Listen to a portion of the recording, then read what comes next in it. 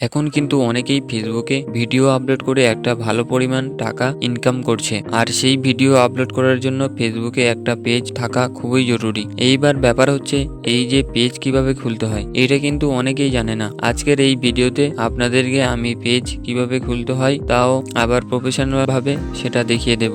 তাছাড়াও 2025 সাল আসার পরে পেজ খোলার যে নিয়ম রয়েছে সেটা কিন্তু অনেকটাই পরিবর্তন হয়েছে। কারণ পেজ খোলার পরে আমাদেরকে সেই পেজটাকে ভালো করে সাজিয়ে নিতে হয়, কারণ ভালো করে সাজিয়ে নিলেই সেই পেজের কিন্তু গ্রোথ অনেকটাই বৃদ্ধি হয়। তাছাড়াও যারা অলরেডি পেজ খুলে ফেলেছেন তারাও এই ভিডিওটা দেখবেন, কারণ এখানে আমি যেসব সেটিংস গুলো আপনাদেরকে দেখাবো সেগুলো কিন্তু আপনারা পেজ খুলে থাকলে সেগুলোতে সেট করে নিতে পারবেন। তো চলুন বেশি দেরি না করে আজকের ভিডিওটি শুরু করি। আমি এখন চলে এসেছি মোবাইল স্ক্রিনে। এখান থেকে আমি ফেসবুকের যে অ্যাপ্লিকেশনটা রয়েছে এই অ্যাপ্লিকেশনটা ওপেন করলাম। পেজ খোলার জন্য সর্বপ্রথম আপনাকে কি করতে হবে, এই লোগো আইকনটি রয়েছে আপনার প্রোফাইলের লোগো, তার উপর আপনি ক্লিক করবেন। ক্লিক করার পরে আপনি একটু নিচের দিকে আসলে এক জায়গায় একটা অপশন পাবেন যেখানে লেখা থাকবে পেজেস বলে।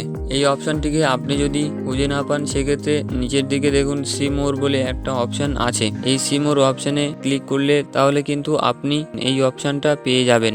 এখানে পেজেস যে অপশন এর উপর ক্লিক করলাম। ক্লিক করার পরে আমার যে একটা পেজ খোলা রয়েছে পেজটা কিন্তু এখানে চলে এসেছে। এখান থেকে নতুন পেজ খোলার জন্য আমাদেরকে এই যে ক্রিয়েট যে অপশন রয়েছে ক্রিয়েট অপশনের উপর একবার ক্লিক করতে হবে। ক্লিক করার পরে আমাদের কাছে ক্রিয়েট ইউর পেজ বলে গেট স্টার্টেড এখানে ক্লিক করতে হবে। ক্লিক করার পরে আপনাদের যে পেজ তার নাম এখানে দিতে বলছে। What is the name of your page, মানে আপনাদের পেজের নাম দিতে বলছে। এখানে আসার পরে আমাদেরকে একটা পেজের নাম সিলেক্ট করতে হবে।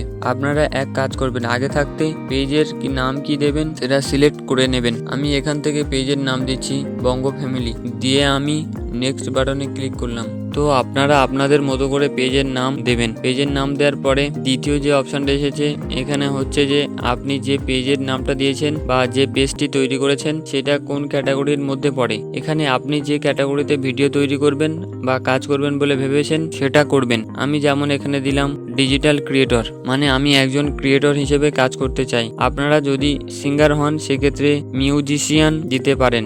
আপনি যদি মনে করেন কোনো আর কি প্রোডাক্ট সেলের জন্য এটা করতে চাচ্ছেন সেক্ষেত্রে দেখুন যেমন ধরুন গ্যাসোরি স্টোর বা প্রোডাক্ট স্টোর, এইরকম আরও অনেক কিছু ক্যাটাগরি এখানে রয়েছে। আপনার সাথে যেটা ম্যাচিং করে সেই ক্যাটাগরিটিকে আপনি সিলেক্ট করবেন। সিলেক্ট করার পর এখানে ক্রিয়েট যে অপশান রয়েছে ক্রিয়েট অপশানের উপর একবার আপনারা ক্লিক করবেন। ক্রিয়েট অপশানে ক্লিক করার পরে কয়েক সেকেন্ড সময় নেবে, তারপরে আপনার যে পেজ রয়েছে সেটা কিন্তু ওপেন হয়ে যাবে। তারপরে কিন্তু এখানে দেখুন একটা লেখা চলে এসছে যেখানে লেখা আছে you have create your page, মানে পেজ কিন্তু ক্রিয়েট করা হয়ে গেছে। এই জায়গায় আসার পরে অনেকে দেখেছি ভুল করে, এখানে যে দুটো অপশন এসছে এখানে ভুল ক্লিক করে ফেলে। এখানে অবশ্যই নিচেরটাকে ক্লিক করবেন, কারণ উপরের যে অপশনটা রয়েছে সেটা লেখা আছে promote your product or service.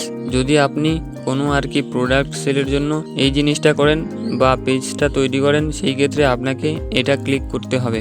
আপনার যদি পেজটা কোনো প্রোডাক্টের জন্য না হয় সেক্ষেত্রে আপনাকে কিন্তু এই যে create content and connect with fans এটাকে সিলেক্ট করতে হবে। সিলেক্ট করার পর আপনি কন্টিনিউতে ক্লিক করবেন। ক্লিক করার পর আপনার কাছে কিন্তু অনেকগুলো অপশান চলে আসবে। এরপরে আমাদের কাছে দুটো অপশান চলে এসছে। একটা হচ্ছে এর যে প্রোফাইল পিকচার রয়েছে প্রোফাইল পিকচারটা আমরা এখান থেকে সরাসরি দিতে পারবো।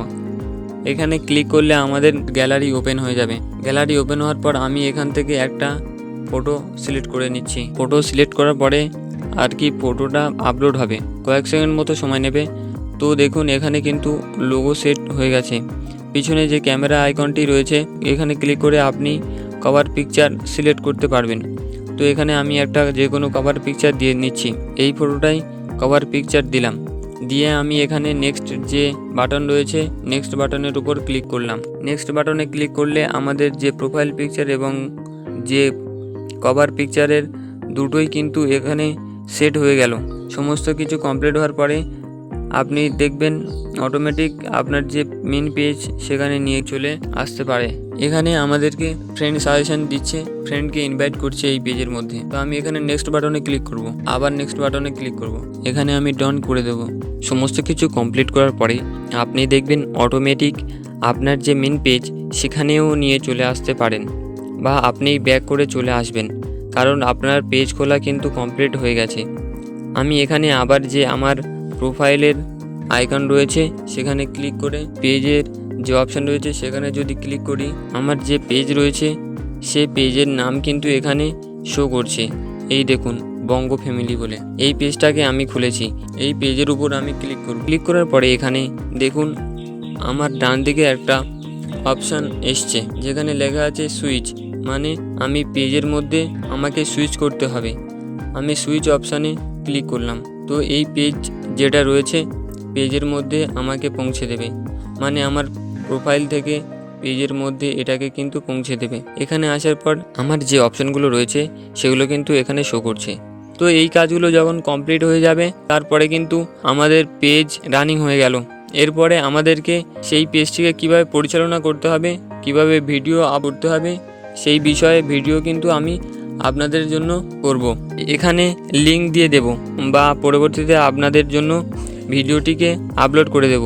তো আশা করি এই ভিডিওটা দেখে আপনারা পেজ কিভাবে খুলতে হয় সেটা শিখে গেছেন।